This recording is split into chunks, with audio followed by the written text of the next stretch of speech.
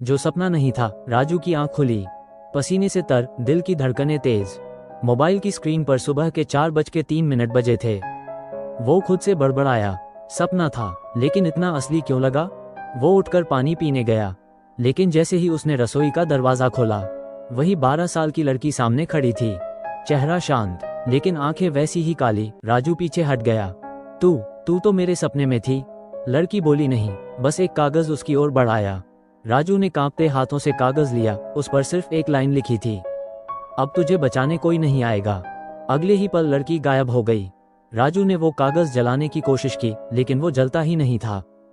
वो तांत्रिक के पास भागा, लेकिन वहां सिर्फ राख थी। तांत्रिक का झोपड़ा जल चुका था और जमीन पर वही 4 सुरक्षा कवच पड़े थे, टूटे हुए। अब राजू समझ गया, जो सपना था वो दरअसल एक चेतावनी थी। घर में अब अजीब घटनाएं शुरू हो गईं। दरवाजे अपने आप खुलते, दीवारों से आवाजें आती, और हर रात राजू को कोई खींचने की कोशिश करता। एक रात राजू ने अपने कमरे में कैमरा लगाया।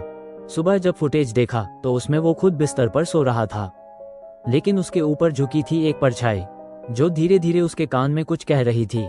राजू ने आवाज बढ़ाई, अब तेरा वक्त आ गया है। राजू अब अकेला नहीं था। वो घर अब उसे निगलने वाला था। अगला भाग 3। क्या राजू आत्माओं से लड़ पाएगा, या वो भी उस घर का हिस्सा बन जाएगा। कहानी का अगला भाग अगले एपिसोड में देखिए।